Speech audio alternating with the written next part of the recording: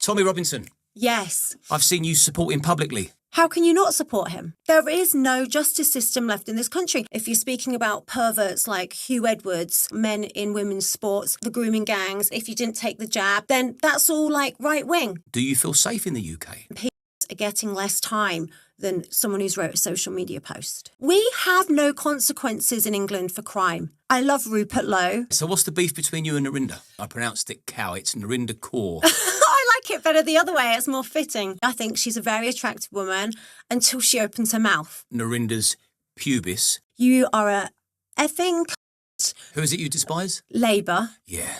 I hate them. Like, hate Keir Starmer. I get so angry when I feel like I'm being lied to or gaslit. And actually, it's every single day with Starmer. That's bollocks. All lives matter. Take your Marxist agenda and fuck off.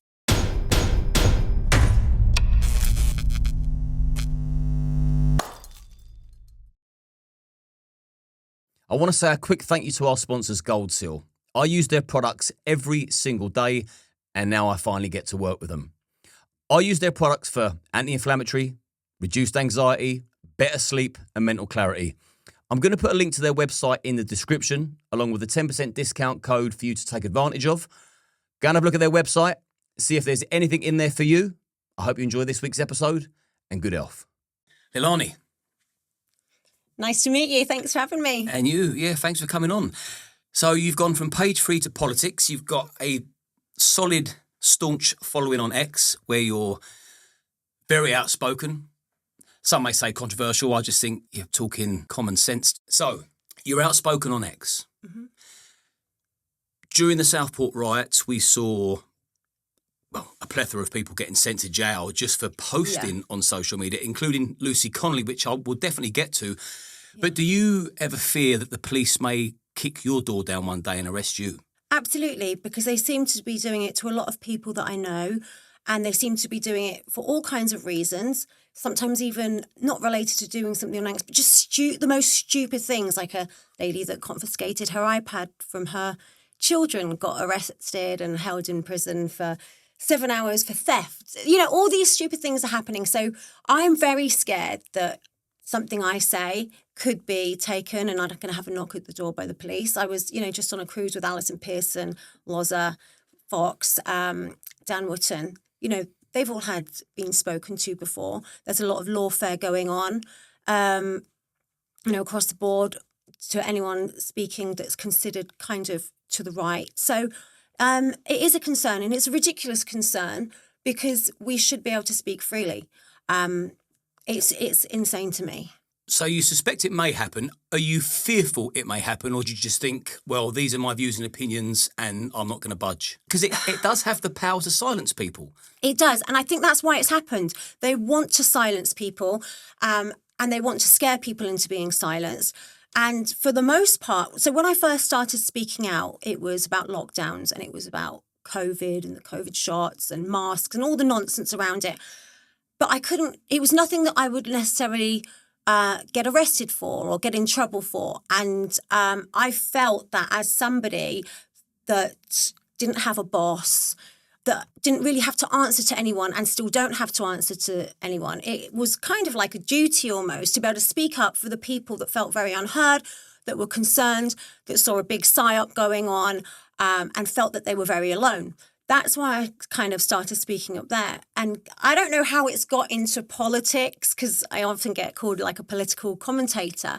But I was really commenting on social things like the trans issues, like COVID, like the jabs, like grooming gangs and child abuse that we're seeing and a two-tier justice system. So that shouldn't be political, but it's made political if you didn't take the jab, that if you're speaking about men in women's sports, if you're speaking about the grooming gangs, if you're speaking about perverts like Hugh Edwards, then that's all like right wing. And it shouldn't be. And so it's become political and it's crazy to me. And then what's more dangerous now is that they'll come knocking on your door and they could arrest you or speak to you or start just a whole process of lawfare because the process is the punishment. Hugh Edwards, yeah, you've jogged my memory there. So I saw a video when he escaped jail. Yeah. And, I mean, he should have got jail. Animal. To be looking at grade A images of children, he should have got jail. And I know this isn't about my opinion, but I will say, because it's about you today, but shame on the justice system for letting that slide. The more people that feel they can watch and view those images freely, it's a supply and demand industry. Of course. So children are going to carry on being abused. So shame on the justice system. And Hugh Edwards, I mean, karma will come back and deal with him, I'm sure. But it really, really upset you to the point of tears. I mean, not that I want to ask an obvious question, but it kind of adds context and the impact of like how it affects people watching, just like, what are you doing? So what was it that really, really upset you about him not going to jail? Prior to that, I was highly upset about what happened in Southport and the secrecy around the killer. The fact that they'd written about him as a Welsh choir boy, started talking about all these good things he'd done at school. Like, why is this? And there were a lot of rumours going around. Now, Southport is a very, very small area, and those people probably knew the background. They probably would have known that he'd been sent to prevent a numerous amount of times. They probably would have known he'd been in care and then released from care because it was too much for the carers. They probably would have known these things because it's a small place. So then there was obviously the riots, and Keir Starmer was like, well, let's just forget about the kids. Let's ignore them and we won't speak about them. What we'll do is we'll focus our attention on the rioters and people that had made posts on social media, and we'll make an example of them, and we will arrest them really quickly, and we will put them through the courts really quickly, and we'll deny them bail and all of this horrific stuff. And I'd woken up that morning of Hugh Edwards' sentencing, and I was like, right, I'm just going to have a nice day with my animals. The sun's shining. I'm just going to go and try and have a nice day. I put my horses out in the field. They started rolling. I was smiling. I was like, right, I'm going to try it. Because I do this all the time. I get really down about what's going on in the world. And I say to myself, I'm going to try and make this a good day today. And then someone had made a comment saying, oh, Hugh's being sentenced today on one of my WhatsApp groups. And I thought, right, let me see what's happened. And I see him walking in with his head up into the courts, kind of giving a nod to the people as though it was a like fucking red carpet, like a kind of nod. And I'm like, he's confident. I'm like, he's going to get away with this. He's going to get away with this. And he's not going to go to jail. You don't walk in like that. If I've done something I'm ashamed of, and it would never be anything close to that, I'd walk in with my head down. He had his head held high. I'm like, so when I saw the verdict, I just thought, there's no justice.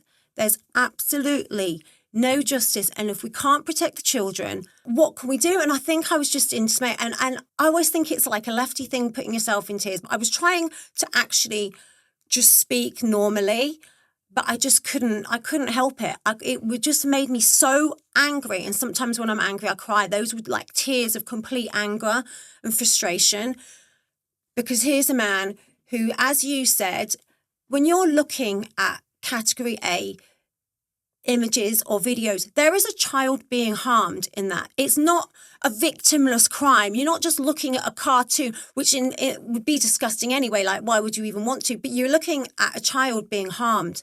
And the whole thing, as you delve deeper into it, you see that Starmer went to sentencing council meetings, 21 of them, I think, where it was decided that not all child sex offenders should go to jail. You know, all of this. And then you look at that and you just think, what has society become when child sex offenders and people are getting less time than someone who's wrote a social media post? It's actually encouraging these monsters to roll the dice. Yeah. They think, you know what, it's worth the risk because there's a chance I'm going to get away with it. And I kind of think the main reason the people, from what I've, because I like to look at both sides, being a host as well, I have to get some kind of balance. So when I look at people's motives as to why they speak out, for example, and put themselves in a position where they could get arrested, like you're now there or thereabouts, I think, well, why are they doing it? And the conclusion I come to every time is, I think most people on the right are speaking out for the sake of future generations, for children.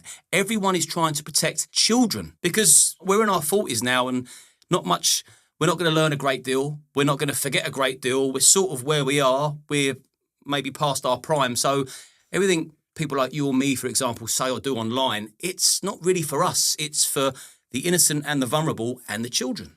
I have a 7-year-old niece and I want her to have the same childhood I did. And I was like, God, I'm going on Liam's podcast. I don't have like a victim story. I had a lovely childhood. I was never harmed. My parents are still together. I had a lovely upbringing. But I want that for my niece. That's what I want for my niece. That's why I speak out. But not just my niece, my friends' kids, everyone else's children and future generations. And I think, oh God, there's so many times I think, why am I bothering doing this? I could just get on with my life. I've got a great life, just messing with my horses, traveling to see my fiance. I could just have a nice time if I could just bury my head in the sand. And sometimes I say, right, I'm not going to look at the news or I'm not going to look at Twitter and I'm going to see what happens. And it's great. And then I go back to it and it's like everything's got worse. I think once you start noticing the injustice in the world and you see that it's the weak and the vulnerable that get chewed up and spat out, I think once that gets a grip on you, it's very hard to let it go. Yeah. I mean, it infuriates me. And also, just so you know, I also cried, not when I saw Hugh Edwards, I was fueled with rage, but when I saw the report on Southport, literally just after it happened, I was in tears for about 30 minutes. Yeah. So that's coming from a man. Yeah. So I get it. I get the tears of sadness and frustration when you're watching all this like just roll out and then we're lied to afterwards when Starmer come out and he put his energy towards the non-existent far right. That's where his outrage went. Mm-hmm. Not the children, which is the man for me is an animal. But Hugh Edwards, he gets caught with grade A images of children being harmed in a sexual capacity, the worst of the worst. Yeah. I've had ex-detectives on that used to grade child abuse for a living, and I know what damage it does just by looking at it. So he gets spared jail, but Lucy Connolly, and I think she was recently denied a visit from her daughter, she gets sent to jail, and it was quite a hefty sentence. There was no incitement. She was just airing her frustration, and it was like, I'm at the end of my tether. This can happen for all I care. And she's now sitting in a jail cell, certainly not prepared for that. There's no way she come from a rough and ready background that prepared her for a stint in jail, especially not being able to see your daughter. She didn't even get bail. I don't think. What's your opinion on that whole thing? I mean, this will tie into free speech and the importance of it. I think it's disgusting. I think all of them were taken and rushed through. There's it's either Labour councillor that kind of made the action like that as saying something I won't repeat because I don't want to get in trouble. And that was incitement. He got bail. He hasn't even had his trial yet. And I think it's a complete and utter travesty. There's numerous judges that sentence people for social media posts or, maybe more than what Lucy did, such as setting a rubbish bin on fire or something like that. There are judges that have sentenced those people to jail, but at the same time have let people with category A images out on suspended sentences. So it's not just Hugh Edwards. There was a whole plethora of these people that had category A images, the absolute worst images you can have, that have been let out by the same judges that put people like Lucy Connolly, Julius Sweeney, Peter Lynch in jail. And that to me is and then the more you dive into it, like the sicker you become, and you're like, there is no justice system left in this country. How can you, then you look at just everything, and I know I'm taking away from Lucy Connolly right now, but you look at the thefts, burglary, your car thefts, workwomen's tools getting nicked, right? You try and call a policeman, you can't get the policeman out. But there's a woman who's confiscated iPads from her kids and she's held in a cell for 7.5 hours for theft. Like, this is how insane the justice system has become. And I feel sorry for the police a bit because they're working to put some of these cases together on the pedos or the thieves, and they're understaffed, and then they're getting told that they have to go and arrest. I think there's 30 arrests a day for social media posts. Like, it's got to be so frustrating when you get your tools nicked or your house, and no one bothers to follow up or investigate. But, nick an iPad, confiscate an iPad off your kids. get arrested. It's mental. The whole thing's mental. Yeah, but look at kids being abused. You get a smack on the wrist and you get the red carpet treatment and you get all the paparazzi surrounding you as if you're some kind of celebrity. Yeah, talking of celebrities, I know that you've had an encounter with Mickey Rourke. And again, free speech. So Celebrity Big Brother, Celebrity Woke Brother, they've just kicked him out recently from the Big Brother house for either offensive language or unacceptable behaviour. Right. He hasn't raised his hand to anybody. He hasn't been physical, hasn't been violent, hasn't threatened anybody with violence. There was no reason to think, any minute now he's going to blow his top and there's going to be a physical altercation. I mean, I thought Big Brother was all about getting controversial characters in there, prodding them, agitating them, getting them tipsy, making them feel claustrophobic and then just watching it erupt. Yeah. They don't, I remember years ago when they used to get everybody pissed as a fart, get them drunk, running around naked, and they'd do what they could to put them in a state of distress. So it's okay putting contestants in a state of distress, but yet if a contestant says something that somebody takes offence to, they get evicted from the Big Brother house. Now, this is how mad the UK has become and how woke it is. So at the moment now, the mainstream media, they want to portray Mickey Rourke as the devil. He was kicked out. But you met Mickey Rourke. Yeah. Did horns appear from his forehead? Was he as terrible as the media make out? No, do you know, he is and was really good friends with my ex-husband in LA. So he was actually really lovely. They'd had a little meeting in the restaurant. I went there with my dog, who was a puppy at the time. And I let him off the lead so we could go run to my ex. And he didn't. He jumped straight on Mickey Rourke's lap like here, started licking his face, then started licking the cappuccino froth off his cappuccino. I was like mortified. I'm like, God, he was like this Hollywood superstar, like one of the Hollywood greats. What's he going to say about this bloody dog licking cappuccino? And he just goes, oh, never mind, and drank it off. And to me, if my dog liked you and trusted you, I would like and trust you as a person. So, and I think the thing is with Big Brother is, like you said, they've hired Mickey Rourke because they know he's a character. He's he's a big mouth. He talks shit. He's like one of those old New Yorkers, and he has banter. And, when I moved to LA, I missed the banter, but my husband and his ex-husband and all his friends, they all still had that banter, which was so attractive to me in a place where, like, you couldn't make a joke. But I feel like England's become that now. It's just you can't have a laugh, you can't have a joke.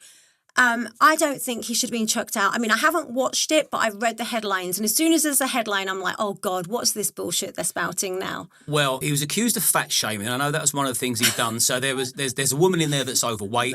And he said to her, you are what you eat. And she was doing something. And he said something like, you'll be better off walking around the block. Words to that effect. Don't quote me word for word. But I'm going to ask you about fat shaming. Being you was Miss Great Britain, page 3 model. So your figure would be important to you, which sort of ties into health as well. Yeah. Before I ask you your opinion on fat shaming, so that you feel more relaxed, I'll say one thing. During lockdown, I reached dizzy heights of gluttony and greed and laziness for whatever reason. I obviously didn't cope through lockdown as well as I thought I was doing at the time. Yeah. But where I was so close to the fridge day in, day out, I piled on the pounds like you wouldn't believe. I was in excess of 18 stone. No. And it took me 2 years really to get back to where I was before. I was obviously unhappy. But at the time, as I'm on that trajectory of gaining weight at a rate of knots and looking more and more horrendous, becoming more and more unfit, becoming more likely to get a heart attack and a contender for an early grave, I wish, and I mean this implicitly, I was fat. I wish somebody had fat shamed me. I'd have then checked myself and gone, fuck, you got a point. I'm absolutely grotesque and this can't be good for my mental health, my physical health. So I'm going to correct this immediately. But instead, nobody fat shamed me, so I just carried on getting fatter and fatter. So fat shaming, what's your views on that? The media pick on people who talk sense around the issues of being fat and overweight. I know there was a lot of people during lockdown that wouldn't support me because they called me a fat shamer, because I actually said, look, I'm not going to listen to somebody obese and overweight about what I should do with my health. And furthermore, as you said, I said lockdowns are unhealthy because people can't go out. Because what are you doing? You're stuck at home. The only thing you're allowed to do is go like to a McDonald's or go eat or go get some food. Like, you're not allowed to do anything. You're allowed out your house for an hour. Football was stopped. Going out on games fields was stopped. Surfing and water sports were stopped. I'm thinking of California here, where a surfer got arrested for going out into the water just off the coast of Los Angeles because you couldn't surf in the water alone, just because, for whatever stupid reason, you couldn't really go out for walks. They were arresting people for going for walks up in the Peak District. But because I said I'm not going to take advice from some obese, overweight person who doesn't look after their health, who doesn't work out, who doesn't eat well, who wants me to wear a mask for them when they're not taking care of themselves. I was called a fat shamer, and a lot of people who agreed with what I'd said couldn't really publicly agree with me because, apparently it was bad to do this. So then I got all the headlines saying, Leilani believes lockdowns are being prolonged by fat people. But what I actually said, when you read it, I stand by, if anyone Googled that headline, I stand by every single point that I'd said. I can't remember them all now, but just about, getting out in the sunshine, being healthy, getting your exercise, getting your vitamin D, getting your fresh air, all of this. But I think it's a bigger thing. I think there's almost a promotion of obesity because at the end of the day, it's very linked to big pharma. Big agri, the food industry, it's all interlinked. The food industry is horrific.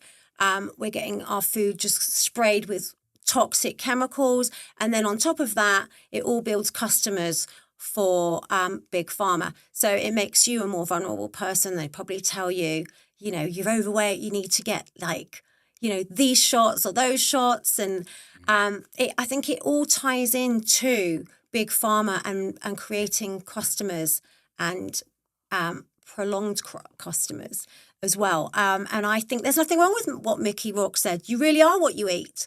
And you really should go and exercise. I don't see a single thing wrong with any of that. And, to keep glorifying overweight people is actually very dangerous. And I will say the same for all these for painfully skinny people and anorexic people as well. It's not healthy to be tiny, stick thing like the models, the supermodels and fashion models of, say, the 90s and 2000s. So changing subject completely now, because I predominantly speak to men. And being a man, I can only really give a perspective from a male point of view. So I'm always very interested in a female's perspective of how they feel living in the UK. Because you and me were born the same year, 1980. So we have seen the world change, the West, the UK change at exactly the same time. Yeah. And I'm in complete disbelief. I'm absolutely flabbergasted just how much of a shit state the UK is in. Mm-hmm. The mass indoctrination of liberalism and this woke ideology that's just pumping through the heartbeat of the country. I'm beside myself with disbelief from a man's point of view, but from a woman's point of view, because men like to keep women and children safe. Yes. But am I making the assumption that women don't feel safe? Only you know that, being a woman. So your perception of the UK, do you feel safe in the UK? Not anymore. So when I was 16, like I said at the start, I fight because I want my niece and my friends' children to have the same childhood I did. So take Bournemouth, for example. I grew up in Bournemouth. When I was 14, 15, 16, I'd go down the beach, I'd have a bikini on, I'd be safe. I'd walk through the Bournemouth gardens could be dark. Like once it started getting dark, we'd all walk through the Bournemouth gardens, we'd get to the town centre, we'd go to a payphone, we'd call our parents to pick us up. You just felt safe. Our parents were fine leaving us in town with a couple of us, by ourselves, down on the beach by themselves. You can't do that now. No one in their right mind would walk through the Bournemouth gardens late at night. Kids and women and probably boys are getting molested as soon as you go into the water on Bournemouth Beach. And there's like 6 migrant hotels in that little space, and there's stabbings and there's everything. I don't feel safe when I'm going into towns or cities or going back to Bournemouth. I would never now walk through the gardens alone like I used to do when I was 14, 15, 16 years old. And it was safe to do it then. When I lived in London as an 18, 19-year-old, 20-year-old, I would take a night bus home. I felt safe. I would feel safe walking in heels and a little skirt late at night with my friends. I'd feel safe. It just doesn't feel that way anymore. Right now, I live in the countryside, like I'm really secluded. I'm away from everyone. So in that little bubble, I'm very blessed that I do actually feel safe at home. But like I said, I'm very, very rural. But it gives me anxiety and stress to think that, with the urban sprawl they're building everywhere, it's, no one is actually safe for the future. Even in my little bubble where I could be safe now, and I could, if I wanted to, not fight for any of this. But it's going to come my way. It's inevitable because they're taking over everywhere now to build this affordable housing, which really isn't going to be affordable, and it's not going to be for British people. We know that. So you think that mass migration is the cause of Britain no longer being safe? I think it's got a lot to do with it, but also I think we've stopped punishing people for crimes that they commit. We just let crime go rife, and I think that's all by design. It's not some kind of incompetence. I feel that it's the shoplifting that we see going on. It's not just migrants, it's white people too. Burglaries, tool theft. I'm really big on that because you can see them all being sold in the car boot sales and nothing happens about it. And I know a lot of, really hardworking tradespeople that, it happened to my brother-in-law. Parks his van on the drive, tools get nicked. Not only he's got to go fix his van, he can't work for a few days because he's lost his tools. Then he has to go and buy a new one. His van's out of commission. This is real stuff, and none of it's getting dealt with. And you can see how quickly they will clamp down if they want to, like with the Southport rioters that weren't really rioting, or the way they police social media. If they wanted to clamp down, they could clamp down. But it's like there's no repercussions anymore for any kind of crime. I went to Dubai, and it's so safe. It was weird because Dubai is a really weird place. I went in January. It's so safe. I could walk around with my engagement ring on, with a watch on, with a nice handbag, with my phone in my hand. No one's going to come up on a scooter or e-bike and nick it from me, because they probably, I don't know what happens, but it's going to be a severe punishment. No one's going to nick from the shops. People leave their cars with the engines on, with the air conditioning on, to nip into a shop because no one's going to nick anything, because there are consequences. We have no consequences in England for crime. And I think that they're doing it on purpose so that at some point, and it includes the illegals coming in, it includes not cracking down on crime, it includes just letting it all be a free-for-all, it includes children being abused, so that we start begging for more of a surveillance society. And I think that that's where it all ties in together. And I think that people can blame incompetence, but actually, playing dumb is the easiest way to get out of something. So many people have played dumb when they've been pulled over the pace. Oh, I didn't know I was going over the limit. And I think that's what our government's doing. Oh, we didn't know that this would be the result. Oh, we didn't know that the economy would tank by locking everyone up and stopping them working and handing out all this money. And we didn't know that crime would go up and rapes would go up by letting all these unvetted men come in. And we didn't know that crime would go up by stopping, being so kind and feeling sorry and making these thieves into the victims. Oh, they've had a hard life, so, they steal, so let's just let them off. I'm glad you mentioned tool theft, because that's one of my big bugbears. Yeah. Tool theft and burglary. You're stealing a man's livelihood, Yeah. and you're going into another man's castle, and you think you can take what you like, and the sentencing is so lenient. And again, I'll just bring it back to, you put hurty words on social media. You go to jail, you get a slap on the wrist for the other one. I mean, and what's by far the worst crime? What has the most impact?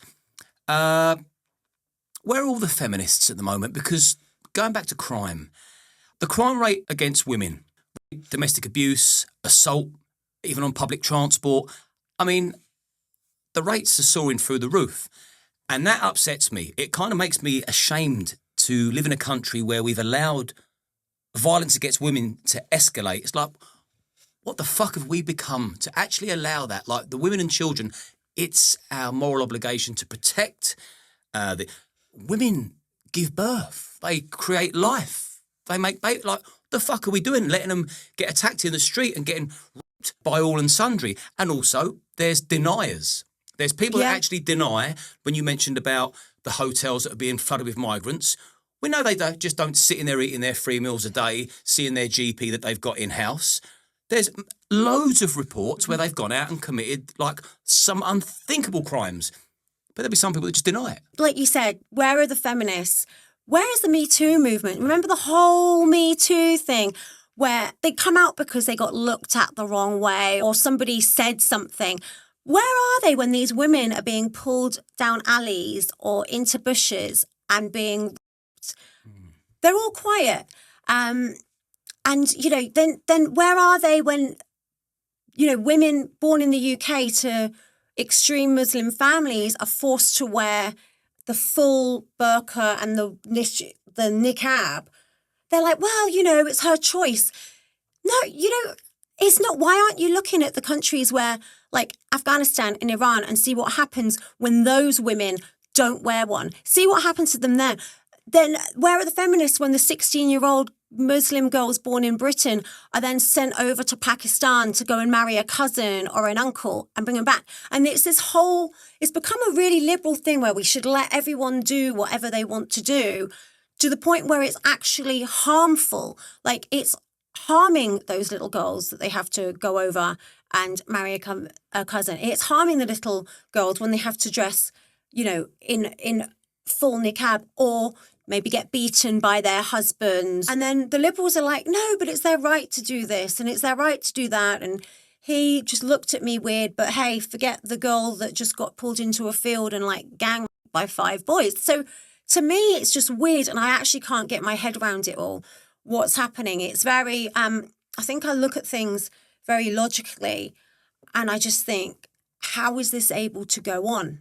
So I'm assuming by your stance on the burqa that you wouldn't be for the UK to live under Sharia law. No. And I saw, you know, it's scary. I saw a primary school dressing the kids up and saying, like, we're going to, putting a burqa on little infants, probably about my niece's age, just to show awareness. And I'm like, did you teach them what happens if you don't wear one? Did you teach them what happened to the girl in Iran who got pulled over and ended up getting killed after the morality police caught her for not wearing her hijab or burqa? Did you explain that? Did you explain that they would have to be forced possibly to marry a cousin or an uncle and go to another country and not have any choice about the guys that they end up with? Like, did you teach that bit when you taught them how to, like, pray on a prayer mat and put a little burqa on? Have you had many people come gunning for you for your opinions? Yeah, loads of people. Give me an example of someone that we would all know on X have come gunning for you. Oh God, I don't think she's actually come for me. I think I've gone for hers. Who is that? 𝐼𝐮𝐬𝐻𝐾𝐿. 𝐼𝐮𝐬𝐾𝐿. Yeah. I pronounced her name wrong when Lawrence Fox was on here, and didn't I get told in the comments? I think I pronounced it cow. It's 𝐼𝐮𝐬𝐾𝐿. I like it better the other way. It's more fitting. Yeah, so what's the beef between you and 𝐼𝐮𝐬𝐻? It's quite rare these days that I will go onto somebody else's page and say something, but for a while I was, for a long time, because she would come out with all of these very derogatory statements about white people. And she would say how racist everything was and how... Now, 𝐼𝐻𝐻 was in Big Brother the same time that I was doing Page 3, and I think I was chosen, or not chosen... I did well as a Page 3 girl. I became kind of one of the favourites because I was exotic looking and not like the others. So me being mixed race, having brown skin, brown eyes, dark hair, worked in my favour. The same as I think she was put into Big Brother because she was, you know, she had a little bit of an accent. She was brown skin. She wasn't your typical white person. And so she was brought into Big Brother probably for the same reason that I did well at Page 3, just being different. I'll say I think she's aged beautifully. She's like more attractive now than she used to be. I think she's a very attractive woman until she opens her mouth. And I would see her on GB News just attacking people for the most insane things. And then I think the biggest amount of beef started when she said that Sammy Woodhouse, who was a victim of the groomy gangs, was privileged and her white privilege. And that's when I lost my mind. I probably had gone at her beforehand. No, I did go at her beforehand because actually she'd made a comment. There was a little black boy stabbed by a white person in South London. On his way to school, he'd had his headphones on and he got stabbed. And her comment was, I bet all those far-right people are happy. What did she say? I bet those far-right people are all upset that this guy is white. And I'm like, you are a effing c-. That's the most insane thing to say when a child's being killed. Like, it doesn't matter. Like, the child's being killed. And so anyway, I think I started on that. And then she said she called Sammy Woodhouse white privilege, somebody who's gone through absolute hell. And I think that's where my beef started, you know, kind of continued. And then I was like, you know what? I actually have to block her because if I don't, I'm going to get into some serious trouble because I can't stop my mouth. I can't believe that she would say that somebody who's been a victim to severe sexual abuse as a child was privileged. Right. That is a hell. I didn't know she said that. She said that about Sammy. I'm really fond of Sammy. Sammy's been on the show. I know Sammy's story sort of too well. I can believe she said that. She's obviously pushing some kind of race agenda. And then the thing is then she said, well, I didn't know that about you. I'm sorry, I didn't know that about you. But that's the whole point. You've just said somebody you don't know has got white privilege because they're white, and you don't know their backstory. And she's had the most horrific backstory. And that's my whole point about Narinder, is that she will just say all of these things and race bait and make it all about that. And it's like, God, you know what? We've got, Narinder and I have the same colour, pretty much the same skin tone. Like, and I don't feel that way. I feel blessed and lucky in this country to have a little bit of olive in my skin because I tell you, that's what helped me, you know, and that actually helped my career. Brown privilege. Brown privilege. I mean, you could say I have all kinds of privilege. You know, I'm lucky. You know, I've got a great fiance. I've got all kinds of things. I live in a nice area. I'm out in the countryside. But she always wants to pick on like white privilege this and the white people are bad. And it's like, it's just so insane to me. It's a bizarre obsession. And I've noticed it more and more. I thought at the start when I come back to X 9 months ago that her account was a parody account. I thought there's no way that she can mean any of the stuff she says. Right. It's completely outlandish. And now that we're on the subjects of Narinder Kaur. So Lawrence Fox posted a picture on X of Narinder getting out of a cab with no knickers on. Right. Now, the picture was taken decades ago. Yeah. We know that much by a journalist, and it's been out in the public domain for God knows how long, but she's got him arrested for putting it up on X.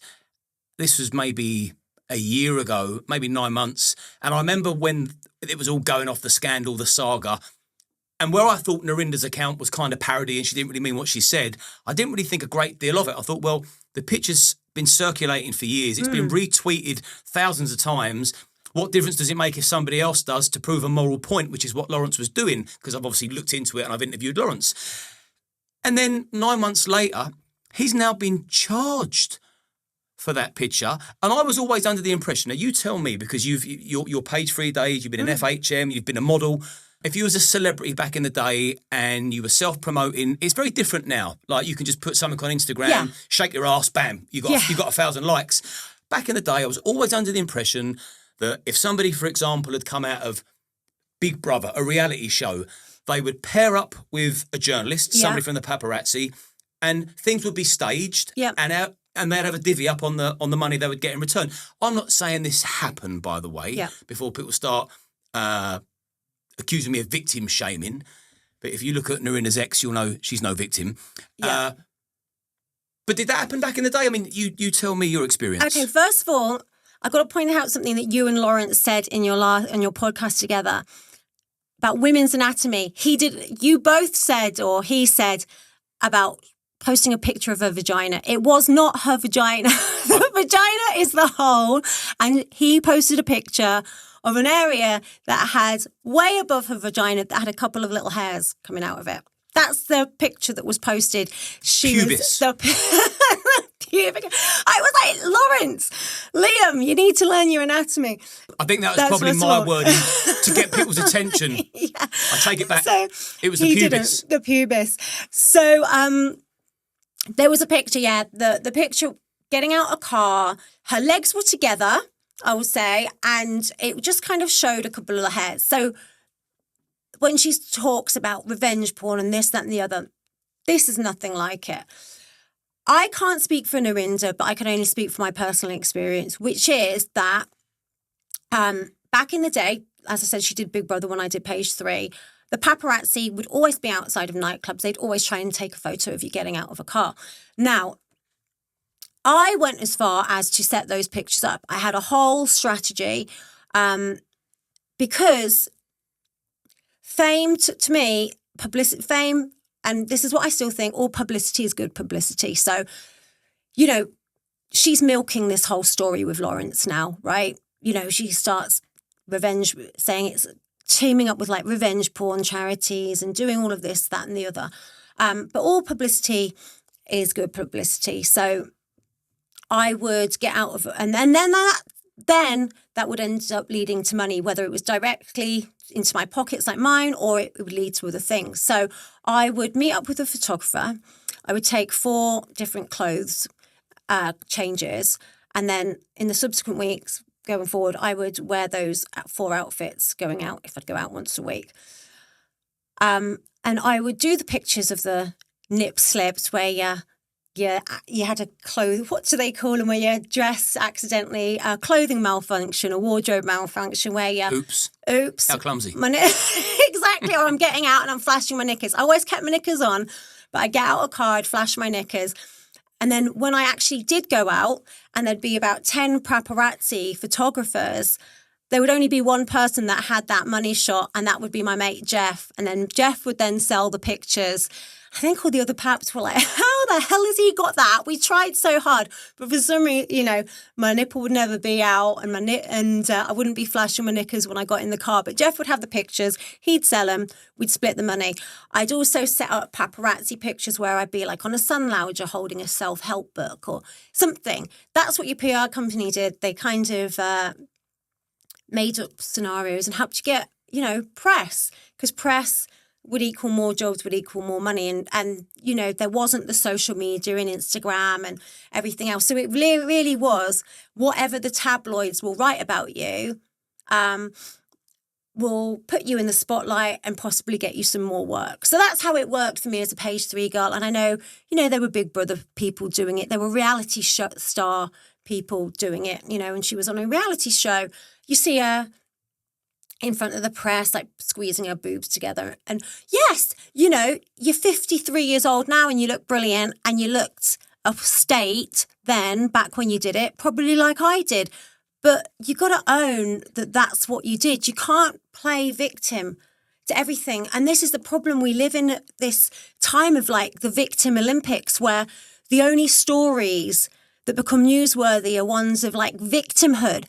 And I think, I'm going to say it, go this far, I don't think Narinda believed everything she says when she first came out and did it, but she's almost woven this story. And I believe in self-fulfilling prophecies and stuff like that.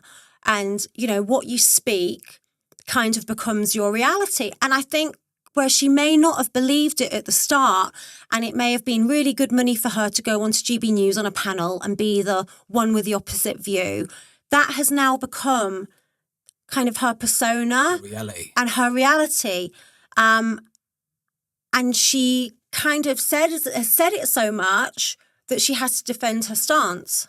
So what you're saying there is that the image that Lawrence Fox tweeted of Narinda's pubis could have potentially have been initially staged by Narinda herself. I mean, it's possible. I don't want to say that I think... It's possible. It's possible. It's not off limits. But also she would have known that that's what they were going for, because they always tried to get that. That was like the money shot to get you out, coming out the car, you know, showing something. So I can't comprehend why anyone would go out in that time in your kind of career and your life without knickers on. I don't get why anyone would do that.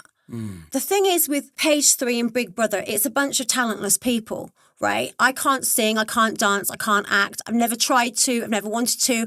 I did Page 3 because I wanted to make money to put into real estate and buy property and flip property. That's why I did it. But the reality is, it's probably pretty talentless if you have to go down like that kind of route in the entertainment business. So, you know, just call a spade, as I do.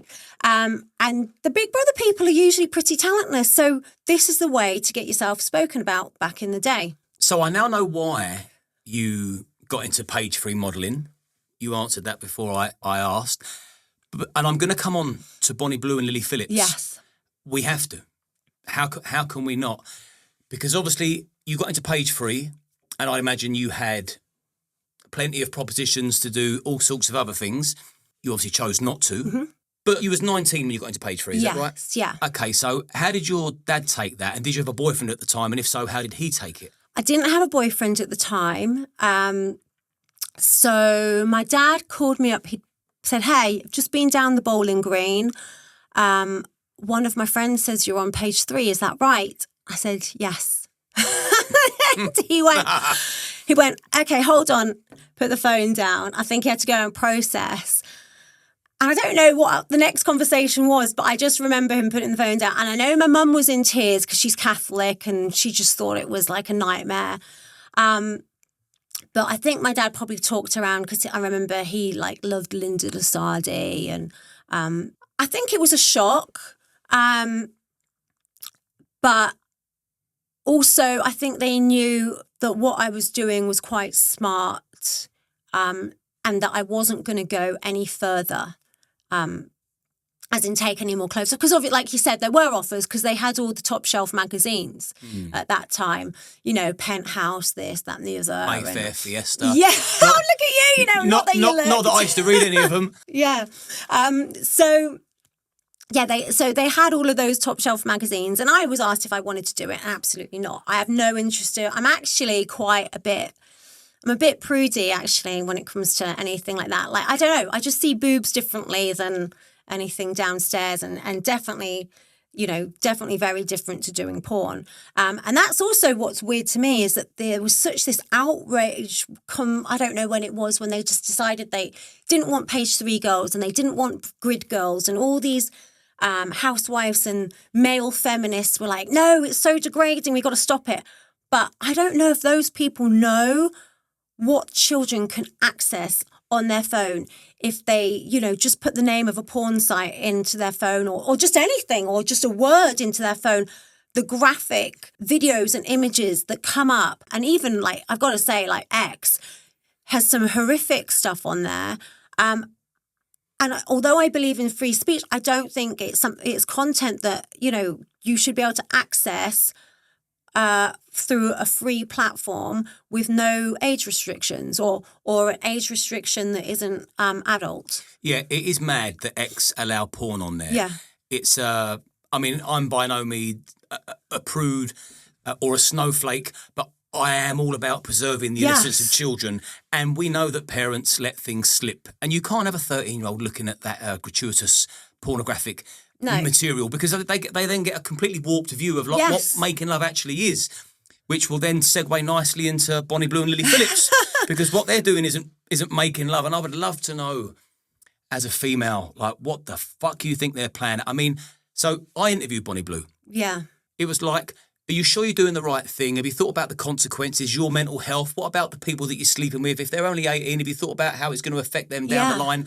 I was very much an adult during that interview. It's like, I'm certainly not endorsing what you do, but I'm not going to put it under the carpet because it's happening, and the more people should be aware of just how far these young girls are now willing to go. Yeah. She's slept with 1,000 men in 24 hours since I interviewed her, and Lily Phillips has taken 50 men in her back door, one after the other. So I'm absolutely fucking gobsmacked by it, and I think, wow, if I had a daughter and she was influenced by these people and thought, you know what, if I sleep with 1,000 men or if I let 50 blokes fuck me in the arse, I could be driving around in a Bugatti. Yeah. But this is society a decline for me. But for you as a woman, what do you think the fuck is happening? I think it's scary. I think the fact that it's gone kind of mainstream, where they've been invited onto daytime TV shows and breakfast shows, and young people see that and it kind of almost validates what they're doing. Because in a young person, oh, look, she's on like This Morning and she's on this show, and it almost to a young person could potentially validate what they are doing. And when I saw... I've never watched any of her videos or their videos. I can't stand any of that stuff. And when I saw just a picture on Twitter, it actually made me shudder. And I think, God, is that what men think? Is that what men want to see? And that scares me. But if I was a young girl thinking, my God, this is what men want. So that's why I think about a young person's mind. But for me, it's really scary. I think it's a psyop.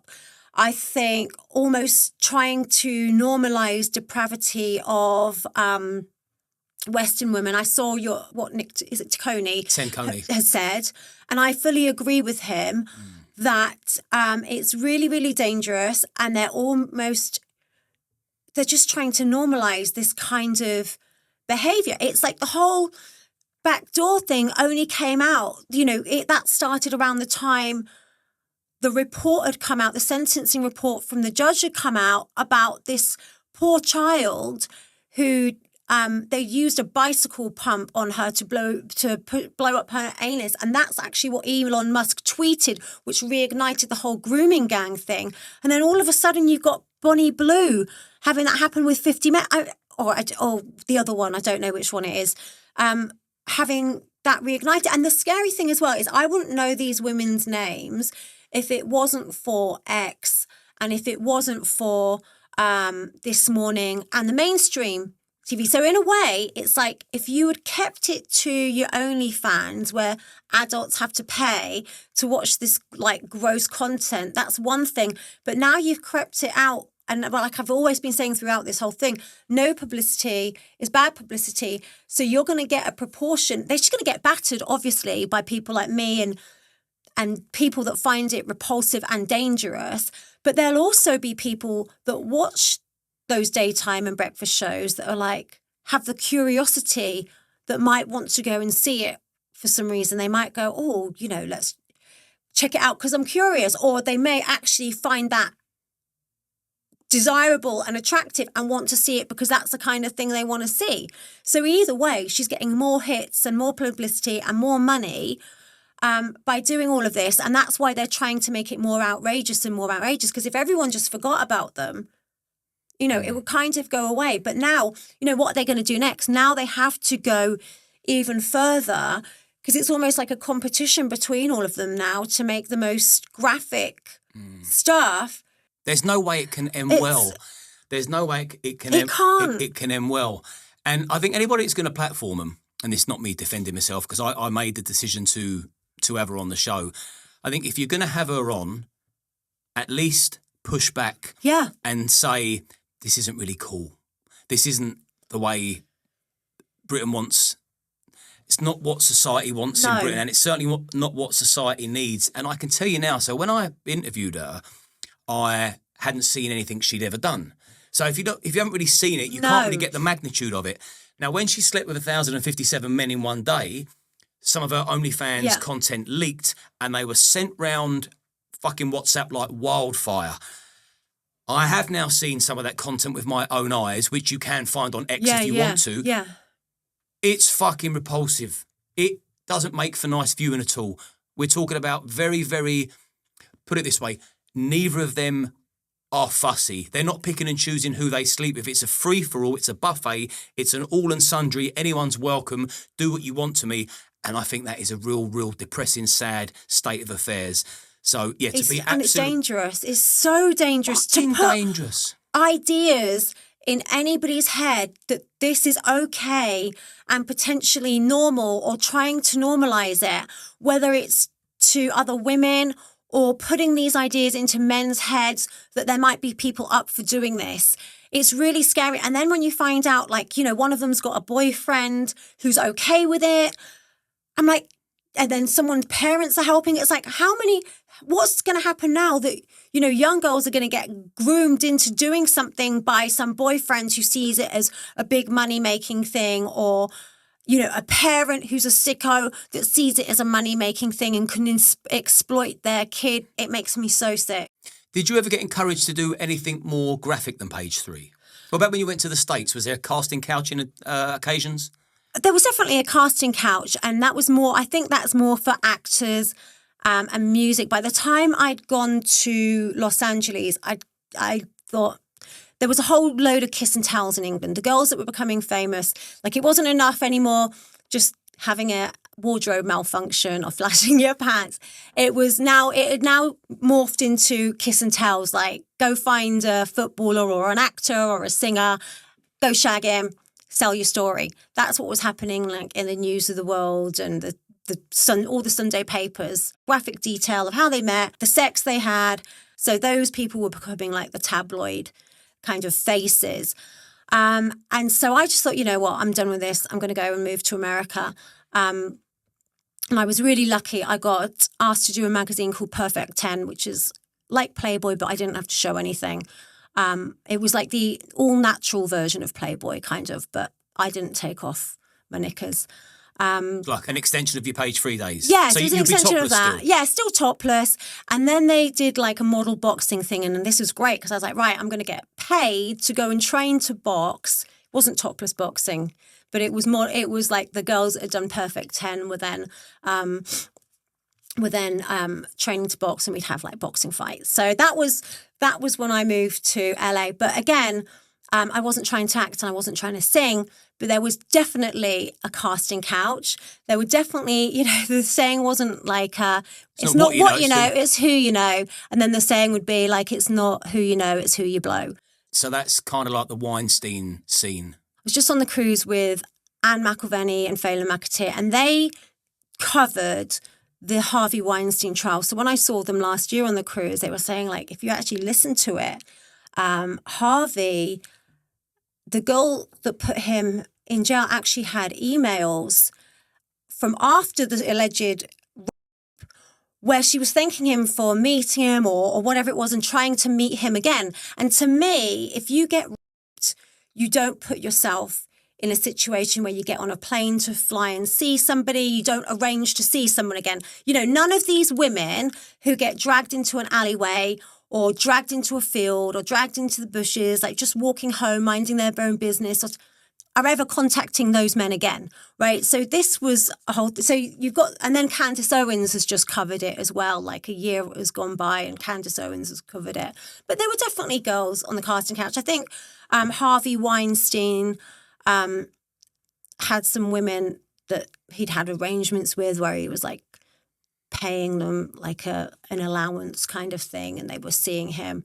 And I'm sure he's a pig and I'm sure he's like disgusting, but there was definitely women throwing themselves at men in positions of power to elevate their careers. And I've always said you never really hear from the women who slept with men like that, whose careers went well, and you never really hear from the women whose careers never took off because they said no. You only hear from the ones that kind of did something and then they're like, oh, well, my life's not turned quite how I want it to be. Maybe I can get some money, you know, from this way.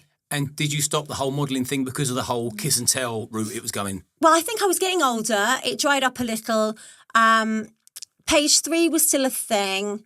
But I was living in the States then, so I was still working on some of like the setup paparazzi pictures. I was still doing things like Maxim, but I'd started to own the copyrights of my pictures and selling pictures that I like proper photo shoots that I'd taken and selling them to magazines as opposed to like getting booked for them.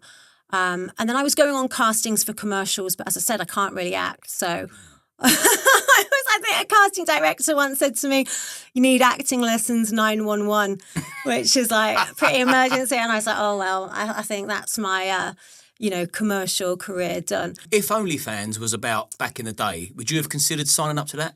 I probably would have, but I would have definitely had limits. Just like with page 3, I had limits. I'm only going topless, that's it. But I think a lot of people have seen that the money is coming from doing a lot more than that. Or maybe like Lily Allen doing a foot thing. I was going to say, yeah, there's people that actually pay to see your feet. That's unbelievable. I mean, I'm kind of half thinking like, should I go get a pedicure and like get mine on there? I'd consider an OnlyFans account if I paint my toes and sell my feet.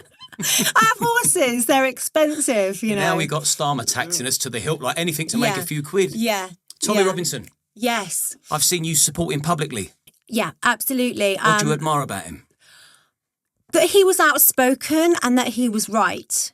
You know, he was talking about the grooming gangs a long time ago. And I was when he first, started speaking, I was actually in LA, so I didn't see him.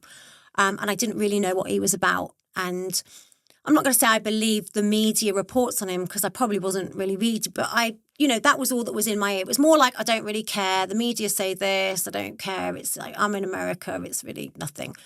I was like doing other things. And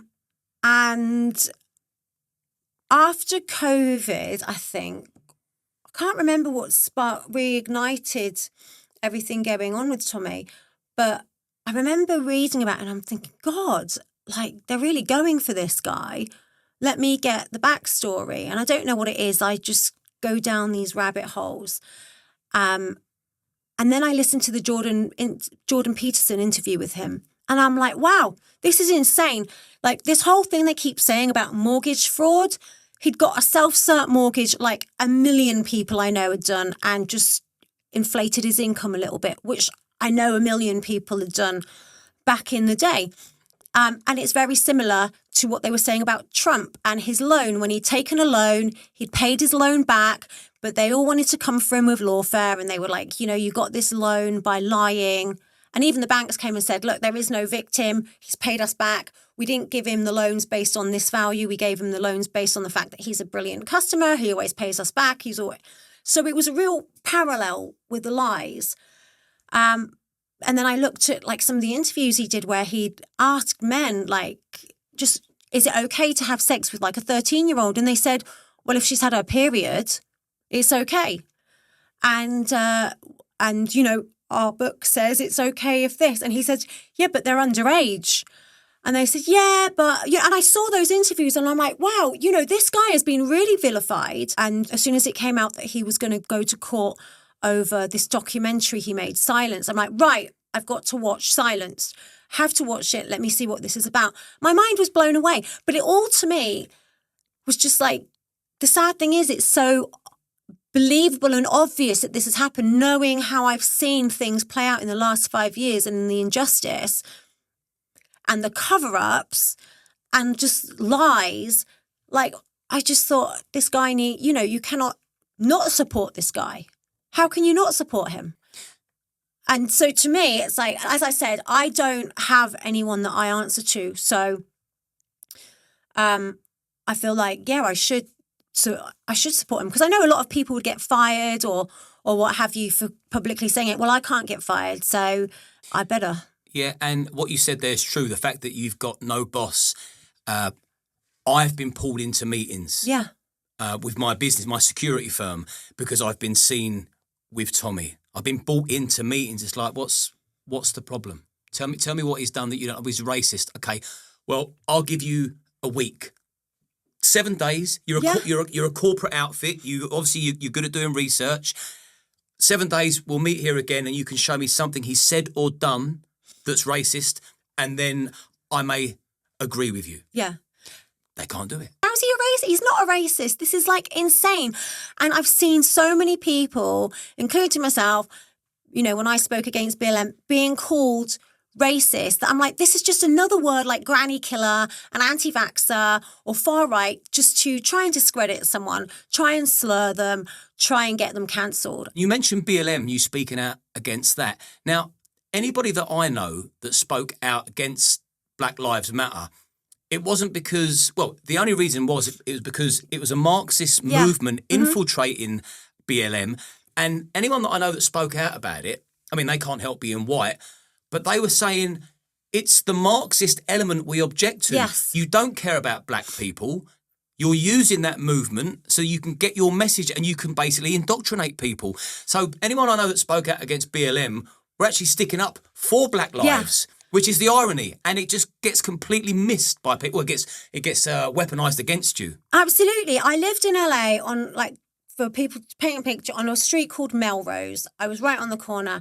Melrose is full of little independent boutiques, coffee shops, restaurants, very little. There might be a star, but that's the only chain. They're like, you know, sunglasses shops, sneaker shops, trainer shops. And then BLM came through and just looted and set fire to everything. My little nail salon with the little Asian ladies, looted, burnt, gone. And this is what BLM did.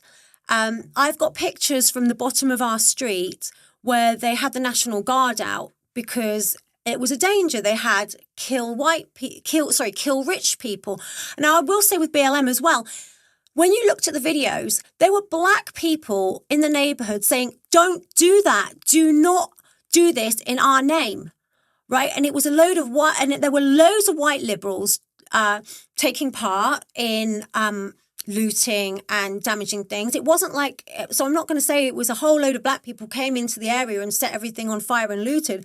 It wasn't. There were loads of white liberals doing it. And there was a load of then white liberals defending those actions, trying to rationalize it. And then they were like, well, I understand why they did it. It's like, no, but you don't how is there any rationalization for destroying? And it happened in Santa Monica, it happened in a place called The Grove, where they just rioted and destroyed everything under this net. And to me, that's when I was like, I can't support this. But that was before it had come to England and everyone started taking the knee. So by the time it had come to England, I could see what they were doing in America already. And, you know, then you had like CNN, like the mostly peaceful protests while there was like a building behind them up in flames. Like the whole thing was insane. And if you didn't support their Marxist message, then you were a racist. I mean, it had been infiltrated. None of the money that they raised went to impoverish black communities. You know, the leaders were buying mansions and it was all mental. It was all a psyop. Yeah, it's funny because I perceived that like it was an attack on my black friends. I mean, we can only form our opinion based on what we know and who we know. And so for me, the bigger picture was actually they haven't got the lives of black people's interest at the forefront of their minds at all. So you then think about your friends. It's like, well, this is an insult. If there was a white lives matter movement, but it was being infiltrated by Marxists to spread some fucking socialist ideology, I'll be speaking, I'll be going, no, I'm not interested in an all white lives matter movement. Yeah. That's bollocks. All lives matter. Take your Marxist agenda and fuck off. Yeah. And I think that actually it raised tensions because people were purposely being divided, and they were saying like, you know, black people over here, white people over here, and then the UK's racist. And I remember growing up where it was like pretty colorblind. Like no one ever called out that my mum was from the Philippines or anything like that. And now suddenly it's like everyone's actually looking at race nonstop all the time. So I think it was actually a start of making things worse, not cohesion. You're starting to divide people up, and you're starting to divide people that think like, for me, of course I support black people and I want, you know, I'm not a racist person, but to suddenly go this crazy about a guy that had held a gun to a pregnant woman's stomach was mind-blowing to me. To me, it actually divided a lot more people rather than, you know, bringing people together. Oh, on a monumental scale. If there was a general election tomorrow, who would you vote for? God, this is a hard one because I absolutely despise Labour. You know, I absolutely despise Who is it you despise? Labour. Yeah. Like, hate Keir Starmer. I hate them and everything that they're doing right now. But I hate the Conservatives for everything they've done to this point and being fake Conservatives. The Tories are not Conservatives. They're fake. They haven't done anything they promised. So, with that said, but I want to prefix it, I love Rupert Lowe and I hate what Nigel Farage has done to Rupert Lowe, getting him rid of it. I hate that Nigel Farage has softened his stance on things, and a few people have said, well, you know, he's softened his stance to get more voters from like the middle ground, which to me is just deceitful. Be who you are, otherwise you're like Starmer, who's like says something and does another thing. So even if he's going to come in and be harder and he's doing this soft stance to get, you know, more middle ground voters, I think it's a little deceitful. But because I hate Labour and the Conservatives so much, it would have to be reform, because I don't know if there's anyone else that could have the potential to win. And I think that people are a few years behind. So, you know, they might not know who Rupert Lowe is. They're finally getting round to seeing that the Conservatives are complete and utter liars. They also know that Labour are horrific. So I think a majority of people will vote for reform and maybe there will be change. And I've had to prefix that by so much because I just absolutely am gutted and so disappointed by all this internal fighting that's gone on. I mean, it's really like demoralising. Yeah, I feel that completely and utterly. And I just feel Nigel Farage had it all. Yeah. He had everything in order, it would seem, and his manifesto, his direction, how fair he appeared to be. You have to respect him for getting Brexit over the line. And you just think, okay, well, maybe there's hope for the UK. And then the cracks started to appear. And I've seen him lie on LBC. He's actually told a really, really insidious lie that could have put somebody in grave danger. And I think what the British public are sick to death of is being lied to. I just want honesty. Yeah. So I don't care if if you've got a few skeletons in your closet or if you're imperfect. What I want is honesty and transparency. But don't stitch people up. Don't lie about people. And I've just seen a few things that Farage has done that I think you've really fucked this and you fucked it royally. But I know there's a lot of infighting amongst the right. I think there's still plenty of time before the next general election. That's the point. And I think all this infighting needs to happen now. Get it out the way because they all need to be held to account. It's like, Farage, you've lied. You're very charming. You're a great commentator and you've given us all lip service. But then when push comes to shove, you've retracted a little bit. You've softened your policies. It's not what the British people want. We're actually in a very dangerous situation. It's almost like we're being replaced. So we don't need flip-flopping. We need somebody with some fucking spunk about them. We do. And that's the thing. That's my big thing that really gets me, like, just boils my piss is when I get lied to. I hate it. I hate the word triggering as well, but it actually gets my blood boiling and I get so angry when I feel like I'm being lied to or gaslit. And actually, it's every single day with Starmer. It's just like I read his slogans and these phrases that they... Insincere nonsense. Yeah, and you see it. You can see it because they say that if you say things in threes, like build back better or... It's just a sales pitch. Yeah, and that sticks in people's head and he keeps banging on about change and he's got these like slogans and phrases that he constantly uses so that it's almost like he thinks that if he repeats it enough times that we'll go into our head and we'll believe it. And it drives me crazy. So when anyone lies, whether it's Farage or, you know, we've seen the Tories lie for years on the fact that they're going to clamp down on illegal immigration, and they never did it. When they lie, it just makes me so angry. You just feel politically homeless. And what I will say is because, you know, nobody wants a safer Britain than me. I know that I'm going to be okay. Yeah. I've got an 18-year-old son. When I go, I need to know he's going to be okay. Yeah. Farage can still redeem himself. He just needs to take on board and don't worry about dividing the right at the moment. Hold everybody, including the people that you're voting for, hold them to account for everything they do because they are there to serve the public. Yeah. And Farage can redeem himself with all the votes he's lost, put his hands up, say, do you know what? If I'm presented with new evidence, I'm strong enough to change my mind. He's lied about people. I'm not going to keep beating that drum, but I'd respect him more if he come back and said, I got that wrong, actually. Retrospectively, I've decided this. Yeah. That's a strong leader, in my opinion, because we don't want someone when someone's so pig-headed, I mean, that's how wars happen. Right. You've got to be a little bit flexible. I think it's a sign of strength. And talking of strength, and I admire that you speak out about all these things as well, because people are living in fear. So the final question is, as we live and breathe here today, what is your purpose? What changes would you like to make? And what does the future hold for you? Purpose changes future. I don't know what my purpose is, really. I just wanted, 5 years ago, I thought I'm just going to have a nice life in England and I'm just going to chill out and ride my horses and have a little small holding that I always wanted to at some point. And then I felt like I was able to bring people together by saying something that a lot of people would think but aren't able to say in public for fear of their jobs. I mean, just look at the guy Ben on wine, because his name's Ben, and he was on the wine section of Waitrose, who just got fired because of what he says on Twitter. So for people like that, I just wanted to bring people together to, like, on my Instagram page, which then got taken down, so that people could hear a view that they might think when they really thought they were alone. And I was, as I keep saying, I was in a position where I could do that. So I feel like that became my purpose a little bit, trying to get people who feel the same way to be able to find each other.